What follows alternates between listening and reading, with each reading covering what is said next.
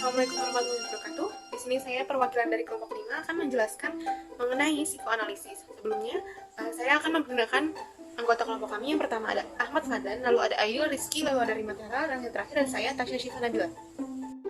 Psikoanalisis merupakan aliran psikologi yang dikemukakan oleh Sigmund Freud pada tahun 1980-an, yang dimana sedang didominasi oleh behaviorisme yang lebih menekankan kepada perilaku yang tampak, sedangkan di sini ide Sigmund Freud lebih menekankan kepada ketidaksadaran. Lalu di sini ada perkembangan psikoanalisis. Yang pertama ada tahap pre-analitik phase, di mana di sini Freud menunjukkan ketertarikannya pada pasien carcot yang mengalami histeria. Lalu yang kedua ada tahap psikoanalisis proper, di mana mulai ditinggalkannya metode hipnotis dan diganti oleh metode free association. Lalu yang ketiga ada mulainya gerakan psikoanalisis, di mana di sini psikoanalisis mulai diikuti oleh banyak pemikir. Lalu yang terakhir ada tahap menjelang kematiannya Freud. Pada tahun 1923, Freud mempublikasikan bukunya yang berjudul The Ego and the Id. Terdapat beberapa macam psikoanalisis menurut Sigmund Freud. Yang pertama yaitu struktur kepribadian yang meliputi id, ego, dan superego yang bekerjasama dalam bentuk pola perilaku manusia. Yang kedua yaitu mekanisme pertahanan diri yang meliputi represi, displacement, regresi, proyeksi, dan reaksi fantasi.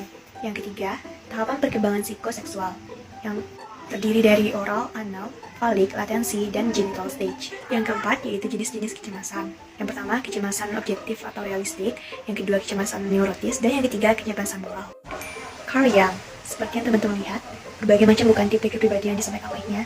Seperti yang dikatakannya juga, the privilege of a lifetime is to become who you truly are. Yang artinya, hak istimewa seumur hidup adalah menjadi diri Anda yang sebenarnya. Teori Adler mengenai dinamika kepribadian. Adler berpendapat bahwa manusia pertama-tama dimotivasikan oleh dorongan-dorongan sosial. Adler lebih menekankan pada faktor sosial, khususnya pada apa yang dia sebut dengan istilah social interest atau potensi bawaan untuk bekerja sama dengan orang lain dalam rangka mencapai tujuan personal dan sosial. Ada juga pandangan Adler tentang perilaku manusia. Ada 7 prinsip yang terkandung dari teori psikologi individual Adler, yaitu prinsip rasa rendah diri, prinsip superior, prinsip gaya hidup, prinsip diri kreatif, prinsip diri yang sadar, prinsip tujuan semu, yang terakhir prinsip minat sosial. Karen Danielson Horney tahun 1885 sampai 1952. Menurut Horney, manusia memiliki 2 kebutuhan. Pertama, manusia mempunyai kebutuhan untuk mendapatkan perasaan aman atau kebutuhan untuk terbebas dari perasaan takut, bahaya, dan sakit. 2. Kebutuhan lainnya adalah kebutuhan akan terpenuhinya segala kebutuhan biologisnya. Kebutuhan inilah yang dicari oleh seorang anak dari orang-orang yang ada di sekitarnya, termasuk orang tua. B. Basic anxiety atau kecemasan dasar. Basic anxiety yang ditandai dengan perasaan terisolasi dan tidak berdaya ini merupakan konsep yang sangat penting dalam psikologi Horney. Basic anxiety ini sebenarnya bersumber dari basic hostility yang dirasakan oleh seorang anak terhadap orang tuanya. Selanjutnya, Jacques Marie Emile Lacan tahun 1901 sampai 1981. Ketidaksadaran. Menurut Lacan, ketidaksadaran itu terstruktur seperti halnya bahasa. Ketidaksadaran terdiri dari serangkaian penandaan yang tidak acak tetapi dia teratur dan sulit.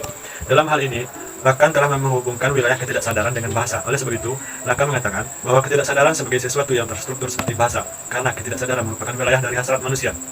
B. Mirror stage. Mirror stage ini merupakan tahapan ketika identitas orang sudah mulai terbentuk. Seperti halnya Freud, Lacan pun meyakini adanya tahapan-tahapan perkembangan psikoseksual, yaitu tahapan real, selanjutnya tahapan mirror, selanjutnya tahapan simbolik.